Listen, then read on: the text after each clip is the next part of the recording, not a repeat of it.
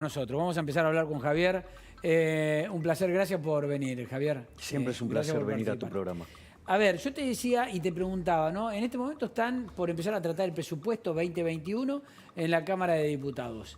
Para muchos es un dibujo consensuado con Cristina, porque Guzmán, antes de llevar el proyecto al Parlamento, tuvo que pasar por la casa de Cristina y que Cristina le ponga el tilde, ¿no? Se lo apruebe. Pero es un dibujo, y en tal caso, si es un dibujo, ¿influye mucho que sea un dibujo si total después el jefe de gabinete puede hacer lo que quiere con el presupuesto?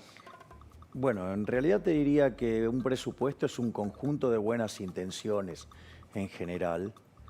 En este caso, además de tener buenas intenciones, por ejemplo, creer que vas a expandir la economía en base a estimular la demanda agregada con emisión monetaria, tío, es altamente peligroso, y que al mismo tiempo considere que la inflación va a ir a la baja, tío, son demasiadas buenas intenciones.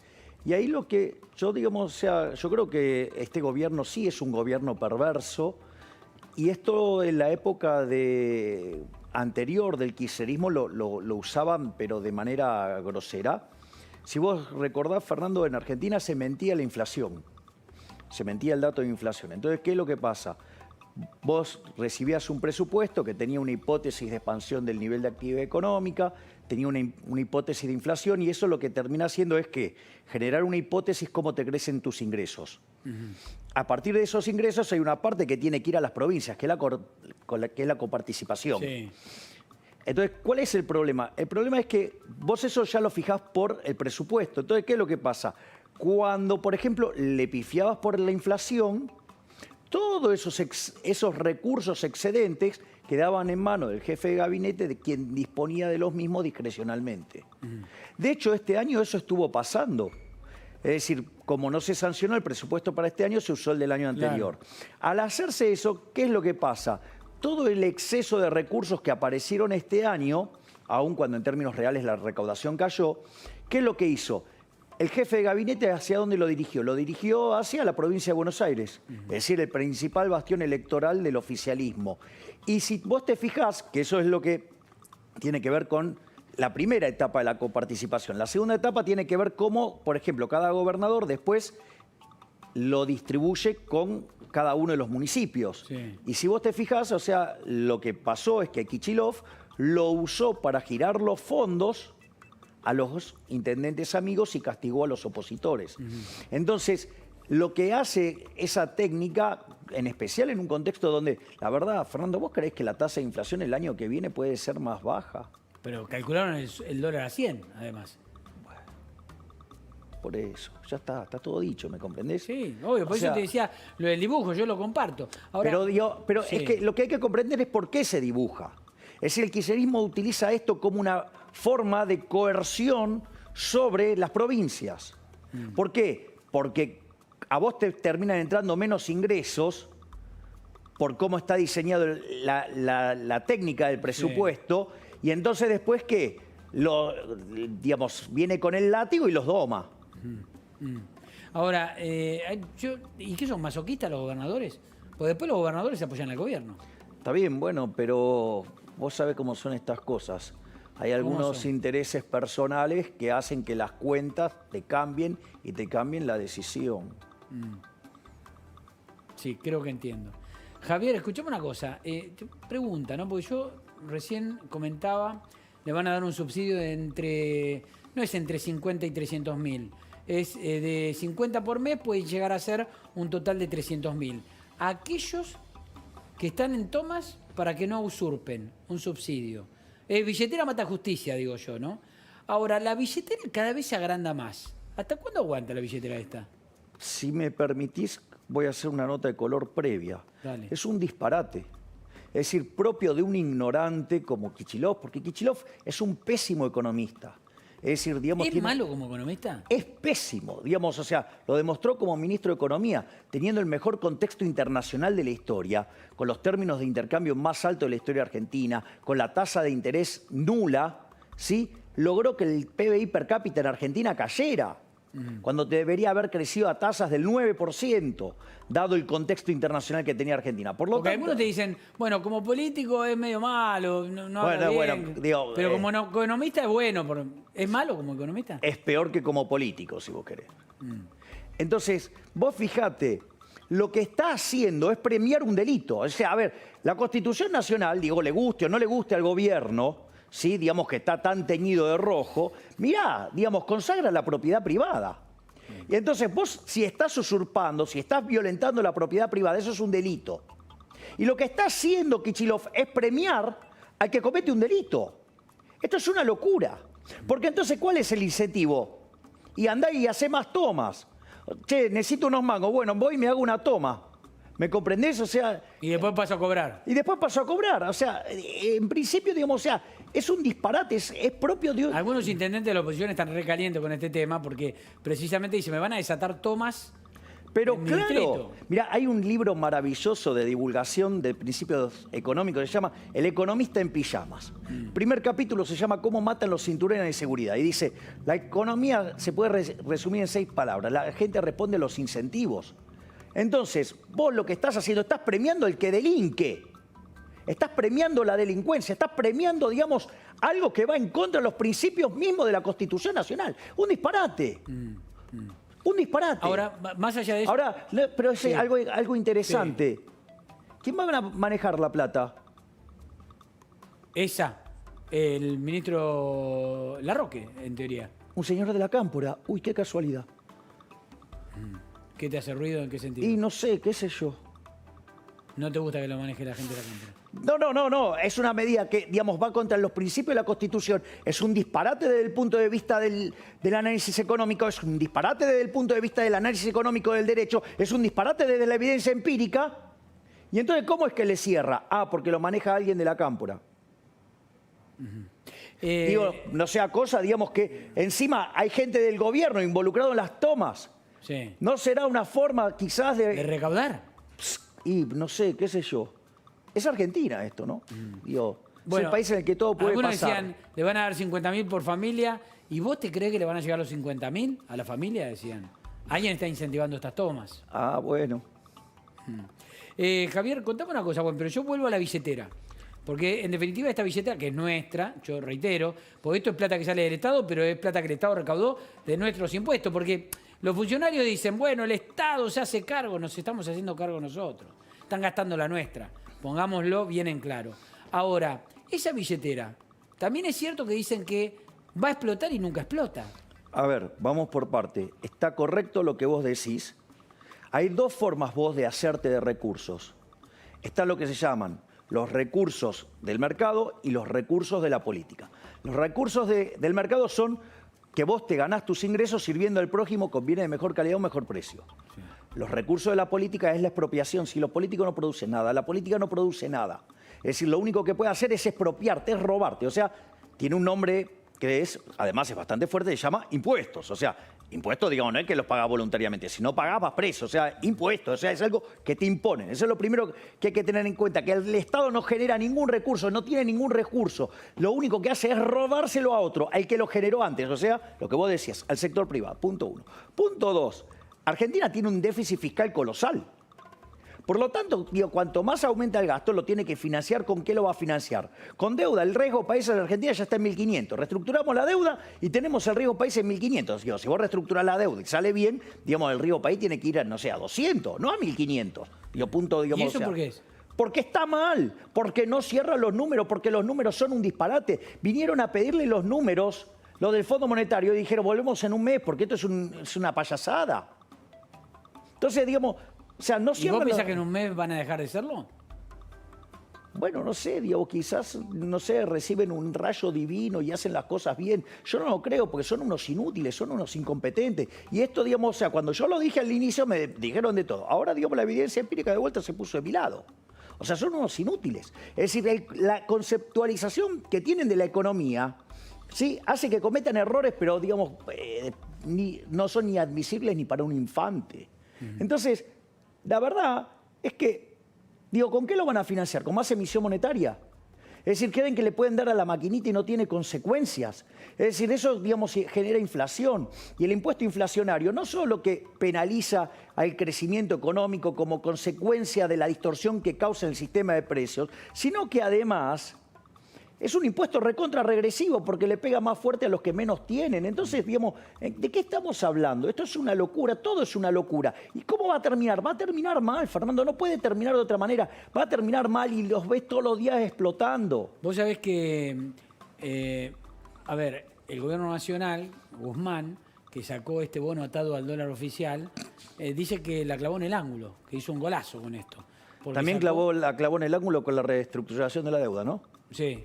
1.500 de riesgo país. La mayor caída, digamos, de bonos por reestructurado de la historia. ¿Pero vos decís que no fue un golazo esto? ¿Lo de los bonos? No, porque de vuelta hay un problema de malentendimiento de cómo funciona el sistema económico. Es decir, cualquiera de las personas que están con los temas de la economía, digamos, hoy en Argentina son unos incompetentes. Y eso le vale a Guzmán, a Culfas, a Todesca, a Marcó del Pont. O sea, tienen graves problemas en el entendimiento de la economía. A ver, digo, porque esto también tiene que ver con el dólar. Y ahora, si me permitís, lo explico, porque me imagino que en algún momento vamos a hablar del dólar. Porque están todos, bajó. Si vos tomás la nota que me hizo Luis Majul en esta misma casa sobre el tema del dólar, cuando aplicaron estas restricciones, yo le dije, mira, esto es como darle aspirinas a un enfermo de cáncer. Digamos, ¿va a poder bajar? Sí, te puede bajar, pero el problema es que de fondo no cambia. Es decir, lo que hay que entender es esto, la naturaleza monetaria de la inflación. ¿Qué quiere decir esto? Que cuando vos emitís dinero por encima de la demanda, o sea, o porque sube la oferta de dinero, o porque cae la demanda de dinero, o porque cae el nivel de actividad, cosa que pasan las tres cosas juntas en Argentina, el poder adquisitivo del peso tiene que caer. Sí. Eso quiere decir que todos los precios expresados en unidades monetarias suben. ¿Sí? Y el dólar, como es un precio más, sube y sube primero. Después vienen todos los demás. Pensá que desde que pasaron las PASO el año pasado, ¿sí? El tipo de cambio casi ya va camino a multiplicarse por 5, por decir. Hoy es 4,5 porque está en 180. ¿Sí? Pero, ¿eso qué quiere decir? Que la economía argentina tiene una inflación subyacente de 350%. Sí. O sea, vamos a un desastre. Ese es el primer punto. ¿Por qué? Porque tiene que ver con la pérdida de poder adquisitivo del dinero. Entonces, cuando vos, si quisieras mirarlo en una dinámica de tiempo, el tipo de cambio lleva una trayectoria creciente vinculado ¿a qué? Al desequilibrio monetario. ¿Sí? La pendiente de esa línea sería, digamos, el desequilibrio monetario. Entonces, ¿qué es lo que pasa? Vos tenés esa tendencia creciente en el tiempo.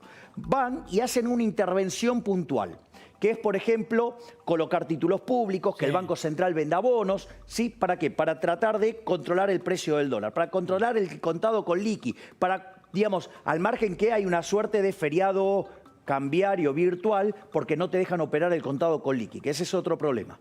Entonces, transitoriamente vos bajás ese precio. Pero la pregunta es, Fernando, ¿alguno de los desequilibrios antes mencionados cambió? No, entonces digo, va a volver a subir, es una cuestión de tiempo. Escuchando de la aplicación te voy a preguntar algo. ¿Esto te lo enseñaron en la facultad?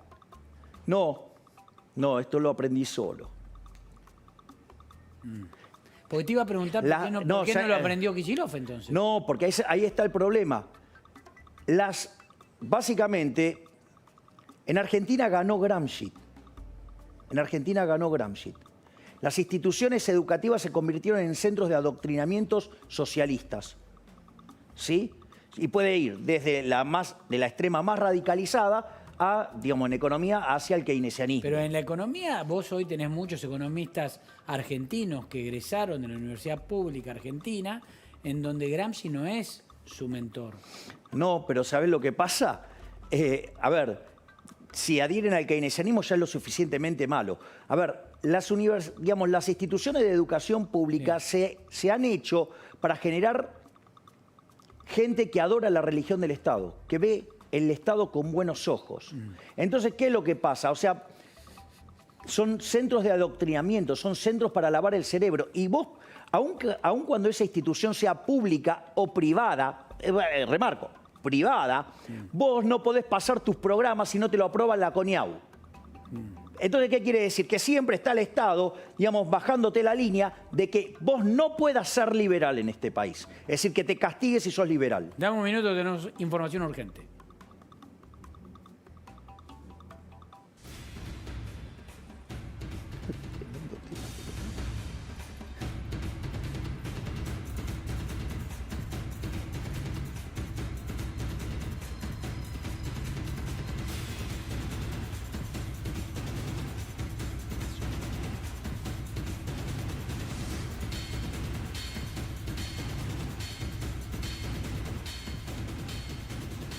Recién mañana la justicia va a definir si desaloja o no el campo de los Etcheverry. Después de una audiencia de muchas horas, la justicia de Entre Ríos va a determinar mañana a las 10 de la mañana si desaloja o no el campo de Etcheverry. La justicia mañana a las 10 va a dar a conocer su decisión después de haber escuchado a las partes durante toda la tarde en una audiencia en la cual se encontraron cara a cara abogados y protagonistas de esta disputa de Etcheverry y Grabois.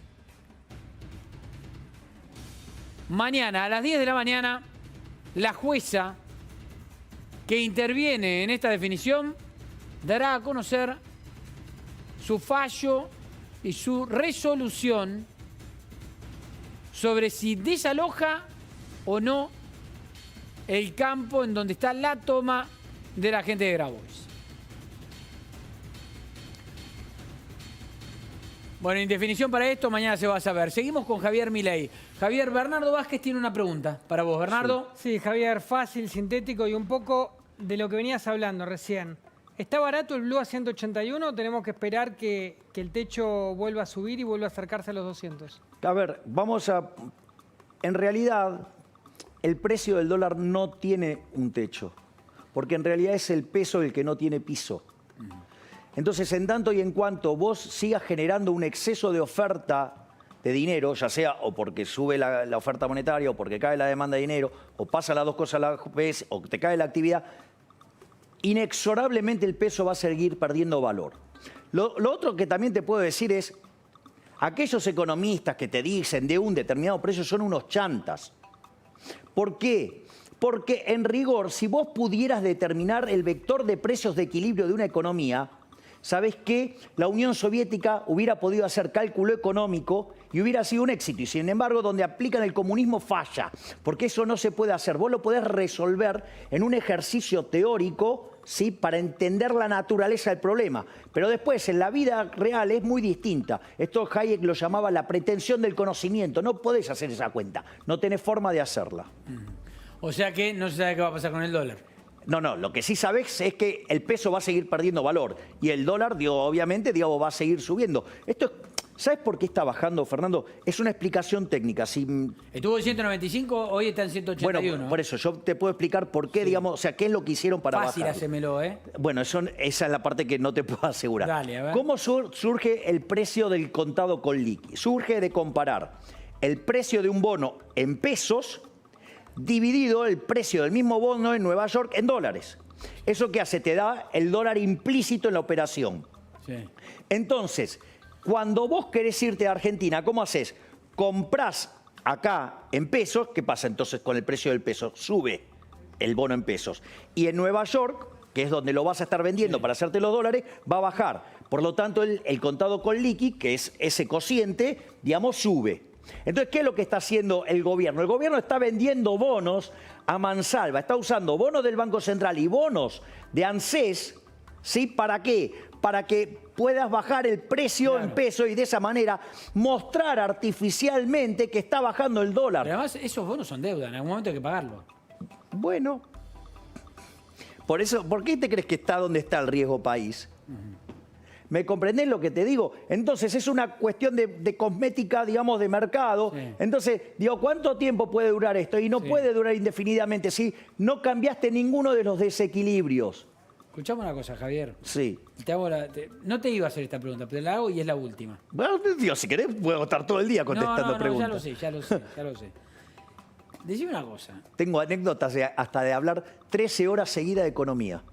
No, yo te he escuchado hablar un montón, pero digo, vos te das cuenta que estamos metidos en un laberinto, pero no entrando en el laberinto. Estamos en el medio del laberinto. Entonces, vos recién lo explicabas. Ahora, ¿cómo salimos de este lío? Primero, comparto plenamente lo que estás diciendo. Argentina está transitando la peor crisis económica y social de la historia. Cuando vos tomás los indicadores de actividad, estamos peor que en el 2002, porque el PBI, ¿cuánto va a caer este año? Por lo menos 12%. Sí. Cayó 10,9 en el 2002. Es más, la máxima caída fue en el segundo trimestre, en el 2002, que fue 16. Este año, en el segundo trimestre, cayó 19,1. La tasa de desempleo fue 25 en el 2002. Hoy es 13, pero si la medís bien es 29, cuando corregís por el efecto desaliento. La pobreza en aquel momento fue 55%.